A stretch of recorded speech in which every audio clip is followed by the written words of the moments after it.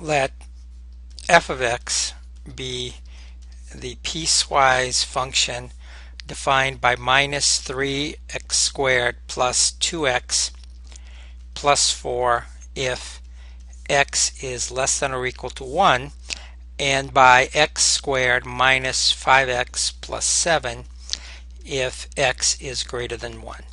We want to show that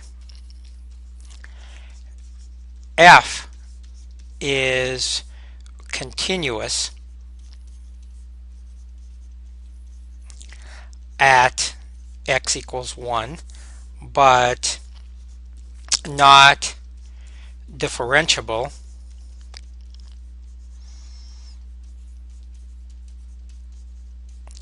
at x equals 1. So to show this, we'll start with continuity. What does it mean for a function to be continuous at x equals 1? Well, three things have to be true. Number one, f of 1 must be defined. Well, in our case, f of 1 is defined.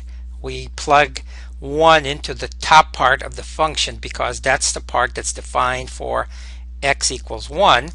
And when we plug it in, we get minus 3 plus 2 plus 4, which is equal to 3. So f of 1 is defined and f of 1 is equal to 3. The second thing that must be true if f is continuous at 1 is that the limit as x approaches 1 of f of x must exist. So let's evaluate the limit as x approaches 1 of this function. Now, because the function splits off precisely at 1, we have to look at the right-handed limit and the left-handed limit. Let's start with the left-handed limit. Limit as x approaches 1 from the left. That means we're taking values of x which are less than 1. And whenever x is less than 1 or actually equals 1, the function is defined by the top part. So this limit is evaluated as follows. Limit x approaches 1 from the left. The function there is minus 3x squared plus 2x plus 4. As we approach 1, this approaches 3. So the left-handed limit is 3. Let's look at the right-handed limit. When we approach 1 from the right side, we're taking values of x that are larger than 1 and closing in on 1 from the right. Whenever values of x are bigger than 1, the function is defined by the bottom part. So the right-handed limit is evaluated by using the bottom part of the function, which is x squared minus 5x plus 7. Now as x approaches 1, this also approaches 3. And that means when the left and the right-handed limits agree, the limit as x approaches 1 of f of x equals this common value, which is 3.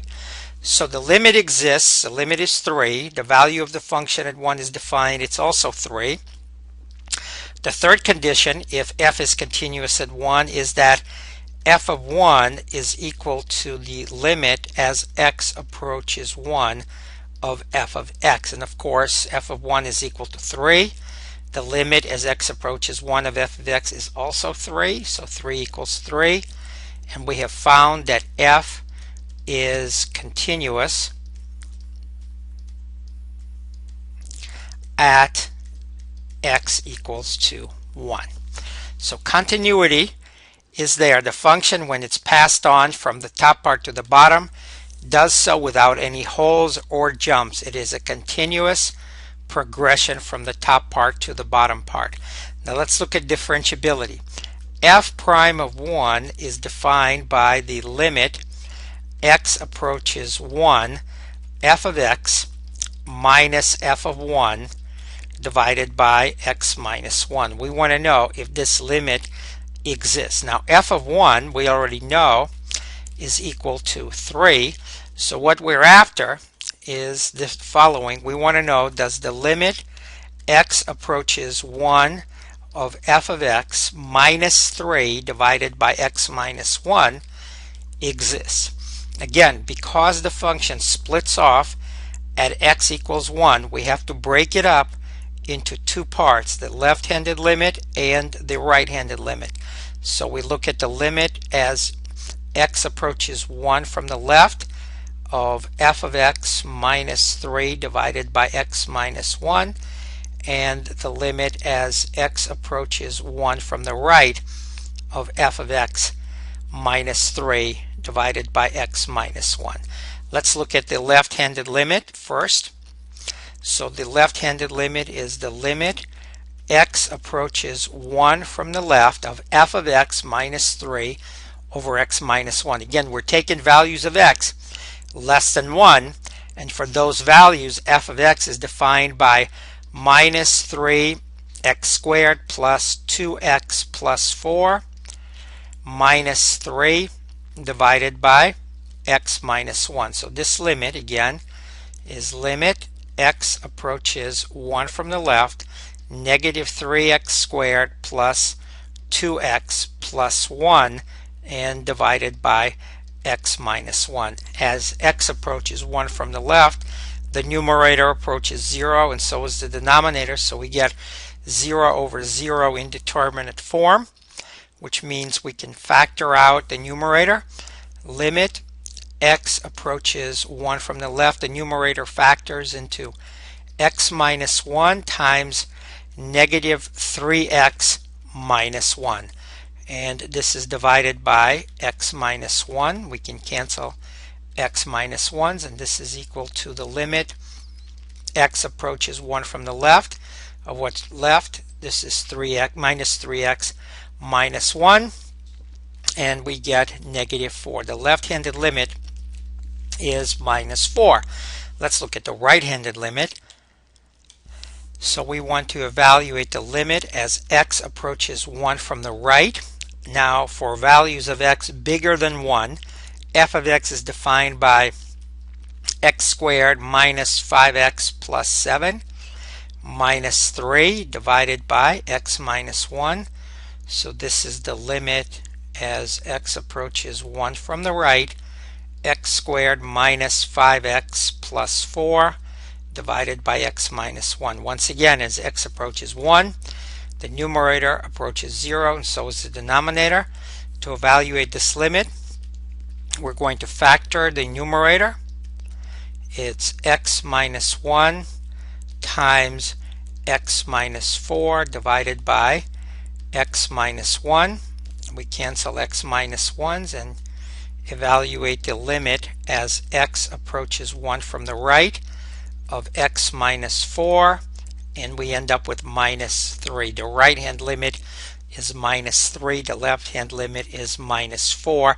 The limit doesn't exist, therefore f prime of 1 does not exist, and so f is not differentiable at x equals 1. So let's summarize. F prime of 1 is defined by the limit as x approaches 1, f of x minus f of 1 divided by x minus 1. We break this up into two parts. The left-handed limit as x approaches 1 from the left, f of x minus f of 1 divided by x minus 1. We found that that limit is minus 4. The right-handed limit as x approaches 1 from the right, f of x minus f of 1 divided by x minus 1. We found that that limit is negative 3. These do not agree. Therefore, f prime of 1 does not exist. Graphically, what's happening there is that when the transition occurs from the first function to the next, to the second, we end up with a corner point. The change is abrupt and not smooth. It creates a corner point, and therefore there is no tangent line there, and therefore the derivative does not exist. So f prime of 1 does not exist. That's i.e. f is not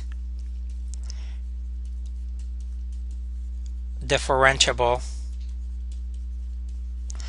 at x equals 1. For more videos, visit